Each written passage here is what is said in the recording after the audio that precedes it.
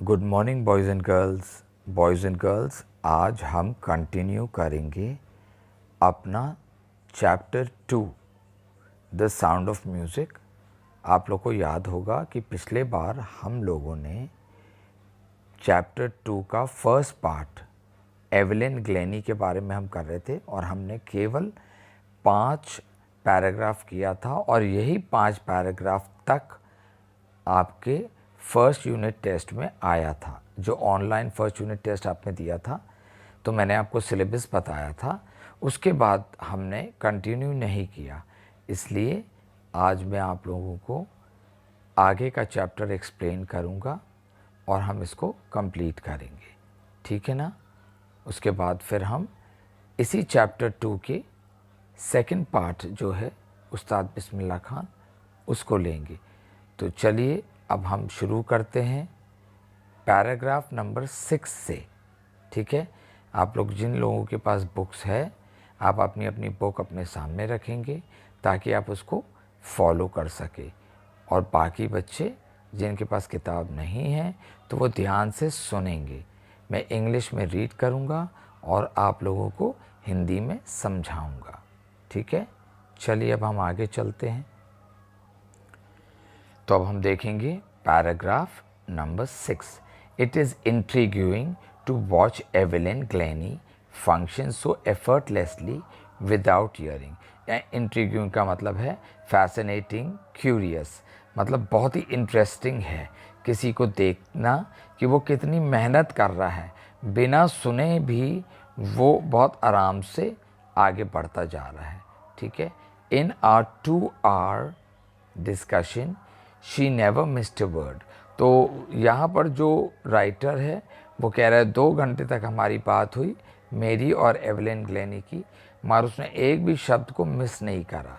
मतलब बिना सुने, बिना देखे, मतलब बिना सुने भी देख सकती थी वो, बिना सुने वो बहुत अच्छी तरह एक एक शब्द को समझा रही थी। Men with bushy beards give me trouble, she laughed।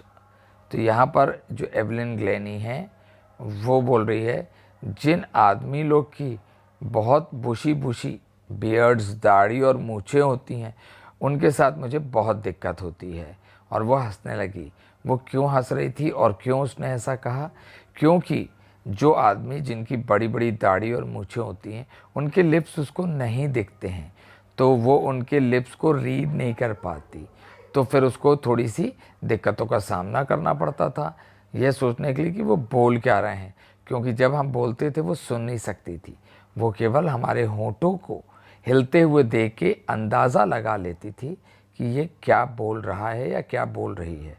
अब आप आगे देखोगे ये यहाँ पर एक तस्वीर है एवलिन ग्लेनी की, और आप देखो ये एवलिन ग्लेनी है और ये ज़ाइलोफ़ोन के जैसे कोई चीज़ बजा रही है, ठीक है। और उसके हाथ में देखो कितने 3-3 स्टिक्स हैं और वो बड़ी मेहनत से म्यूज़िक बजा रही है। तो यहाँ पर वो लिखा हुआ है not just watching the lips.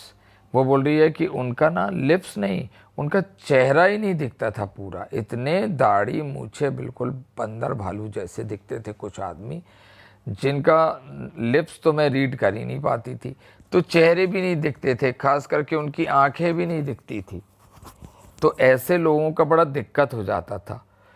She speaks flawlessly with a Scottish lilt.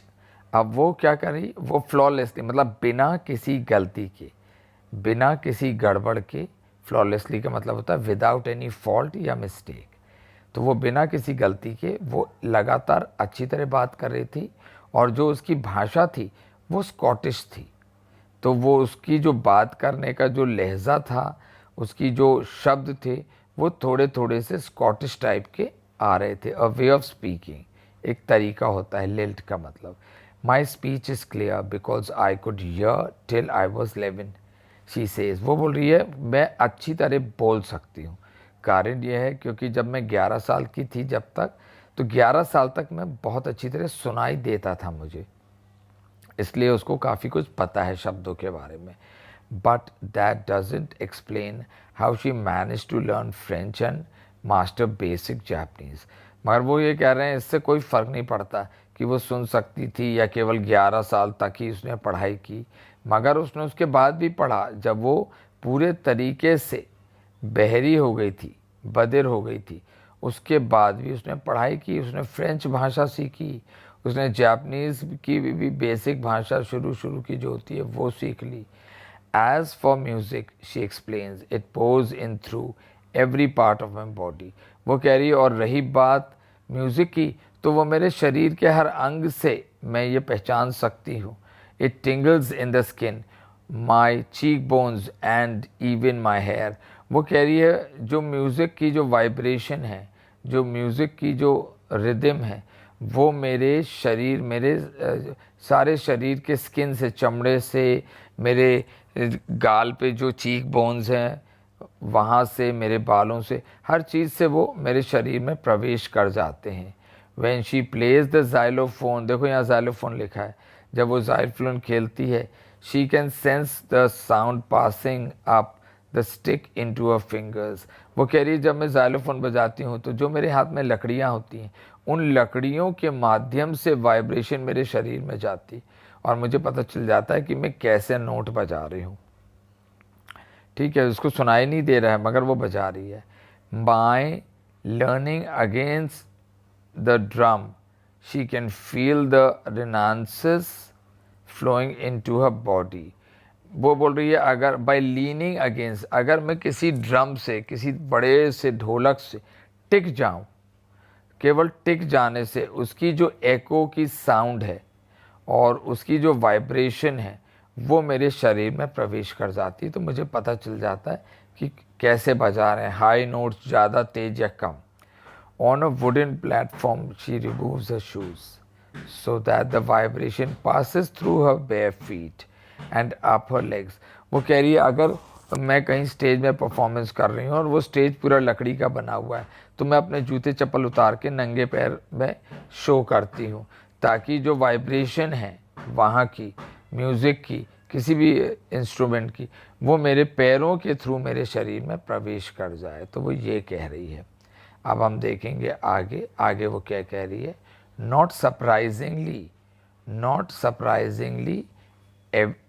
Evelyn delights her audience. तो वो कह रही है कि ऐसी कोई आश्चर्य करने की बात नहीं है। एवलिन जब भी स्टेज शो करती है, कोई भी इंस्ट्रूमेंट बजाती है, तो जो उसके ऑडियंस होते हैं, जो उसको सुनने आते हैं लोग, वो खुशी से पागल हो जाते हैं, बहुत खुश हो जाते हैं। In 1991, she was presented with the Royal Philharmonic Society's prestigious Soloist of the Year Award.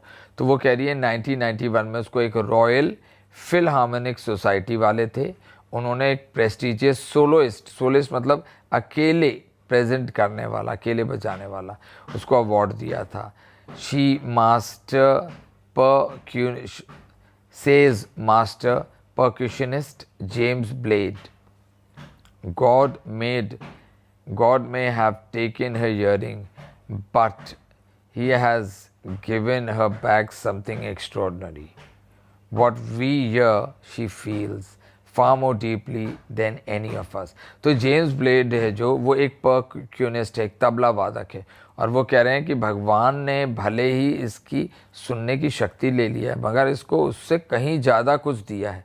जो चीज़ हम सुन सकते हैं वो ये फील कर सकती है, इसको टच करके ही, वाइब्रेशन के थ्रू वो बहुत डीपली उसको मतलब फील कर सकती है। That is why she expresses music so beautifully.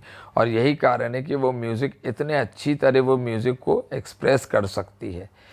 Evelyn confesses that she is something of a workaholic. I have just got to work often harder than classical musicians. तो वो कह रही है मैं वर्कोहॉलिक हूँ, मतलब मैं दिन रात बस काम ही काम करना चाहती हूँ, बिना काम के मैं जी नहीं सकती हूँ, रह नहीं सकती हूँ, मतलब मैं कोई नशा है काम करने का। और वो कह रही है मैं इतनी मेहनत करती हूँ, जितने क्लासिकल म्यूजिशियंस जो होते हैं वो बहुत मेहनत करते हैं तो उनसे भी ज़्यादा मैं करती हूँ, but the rewards are enormous. और वो कह रही है इसी के कारण उसको जो रिवॉर्ड मिलते हैं वो बहुत बड़े बड़े होते हैं, बहुत ज़्यादा होते हैं। Apart from the regular concerts, और वो रेगुलर कॉन्सर्ट्स के अलावा वो बहुत अकेले परफॉर्म करती है। Evelyn also gives free concert in prison और हॉस्पिटल्स। तो वो कह रही है कि वो जो रेगुलर कॉन्सर्ट करती है जहाँ से उसको पैसे मिलते हैं, उसके अलावा वो जाती है जेल में, वहाँ पर जो कैदी लोग होते हैं उनके लिए परफॉर्म करती है। हॉस्पिटल में जाती है, वहाँ जो पेशेंट्स होते हैं उनके लिए फ्री में वो कॉन्सर्ट करती है ताकि वो लोग खुश रहें। ठीक है। She also gives high priority to classes for young musicians. और वो क्या करती है, हाई प्रायोरिटी मतलब बहुत इम्पोर्टेंस देती है किनको, जो छोटे बच्चे होते हैं जो सीखते हैं म्यूजिशियन बनना उनके लिए। एंड रिचलन of the Beethoven Fund for Deaf Children says she is a shining inspiration for deaf children। तो एक लेडी है, एन रिचलन नाम है, और वो एक फंड है, उनका एक ग्रुप है बेथोवियन फंड, और वो किसके लिए है, जो बहरे बच्चे होते हैं, डेफ चिल्ड्रन होते हैं, उनके लिए। वो कह रही हैं शी इज़ शाइनिंग इंस्पिरेशन, ये एक चमकदार, इंस्पायर करने वाली, प्रभावित करने वाली है, खास करके जो बच्चे बहरे सुन नहीं सकते उनके लिए एक बहुत बड़ा प्रभाव ये डालती है, जिससे वो बच्चों के भी अंदर ये भावना पैदा हो जाती है कि अगर ये कर सकती तो हम क्यों नहीं कर सकते। They see that there is no way that they can not go. तो उनको भी यही लगता है कि हम भी आगे बढ़ सकते हैं। अब ये लास्ट पैराग्राफ है। Evelyn Glennie has already accomplished more than most people twice her age. तो यहाँ बोल रहे हैं जो एवलिन ग्लेनी है उसकी जो उम्र है, उसने जितना हासिल किया है, तो लोग जो उसकी उम्र से डबल उम्र वाले हैं उन लोगों ने भी इतना हासिल नहीं करा जितना एवलिन ग्लेनी ने अपनी उम्र में कर लिया, मतलब बहुत ज़्यादा। She has brought percussions to the front of the orchestra. वो कह रही है जो तबला वादक वगैरह होते हैं पहले वो पीछे हुआ करते थे, लोगों के सामने नहीं रहते थे, भीड़ में ऑर्केस्ट्रा के कहीं पीछे। तो उसने उन लोगों को आगे लेकर आया सामने वाली रो में, ताकि तुम बजाओ और लोग तुम्हें देखें, पहचानें और तुम्हारा भी एडवर्टाइज्ड हो। ठीक है, तो उसके लिए and demonstrated that it can be very moving. और उसने ये बता दिया कि ये जो तबला वादक या ये जो अलग अलग इंस्ट्रूमेंट बजाते हैं ये भी बहुत मायने रखते हैं एक ऑर्केस्ट्रा में, इनका भी एक बहुत बड़ा रूप होता है। She has given inspiration to those who are handicap, people who look to her and say if she can do it I can.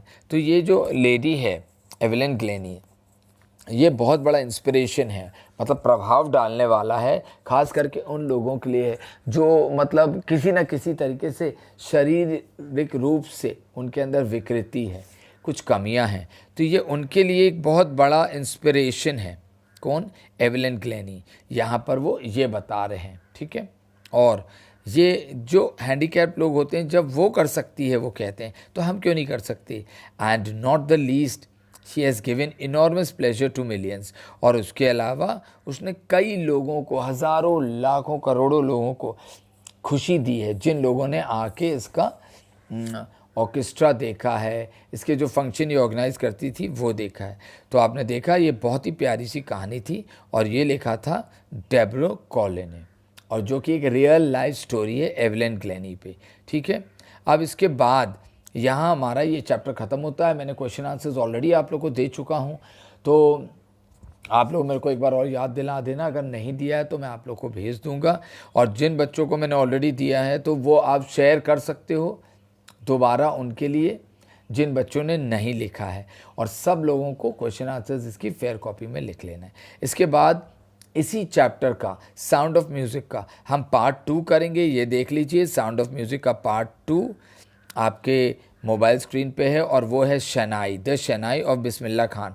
तो हम बिस्मिल्लाह खान जी के ऊपर करेंगे। ठीक है, आप देख सकते हो यहाँ पर कुछ तस्वीरें दी हुई हैं, और इसमें जो आखिरी तस्वीर है ये वाली जो आपके टीवी स्क्रीन, मोबाइल स्क्रीन पे मैंने बड़ा किया हूँ, ये देखिए, ये है बिस्मिल्लाह खान जी जो शनाई बजा रहे हैं। ठीक है ना, तो ये आप देख सकते हैं। तो इस चैप्टर को हम अगली बार रीड करके आप लोगों को समझाएंगे। इसके क्वेश्चन आंसर्स भी आप लोग को मैं भेज दूंगा, अगर नहीं भेजा है तो आप लोग अपनी फेयर कॉपी में लिख लेंगे, और सारे बच्चे एक दूसरे की मदद करेंगे। और जो बच्चे कनेक्टेड नहीं है या वो कहीं बाहर हैं, तो कोशिश करके उनको भी आप लोग कांटेक्ट करेंगे, आप लोग के दोस्त होंगे वो, और उनको भी आप लोग ये बताएंगे या मोबाइल के माध्यम से आप उनको ये चीज़ पहुंचाएंगे और उनको बोलेंगे कि वो ग्रुप में ऐड हो जाए ताकि उनका भी फ़ायदा हो, कोई भी बच्चा छूटने ना पाए। इस चीज़ का आप लोग ख्याल रखेंगे, ठीक है। तो आप लोग सबने सुना आज के इस वीडियो में, मैं आपका बहुत बहुत शुक्रिया अदा करता हूँ, धन्यवाद करता हूँ कि आप लोगों ने अपना कीमती वक्त निकाल के सुना। सारे बच्चे मेहनत करेंगे और बहुत जल्दी मुझे यकीन है कि हमारी जो सरकार है वो स्कूल को खोल देंगे, तो एक बार फिर से हम आमने सामने बैठ के पढ़ सकते हैं, ठीक है। आज के लिए इतना बहुत, ठीक है। Take care, bye bye.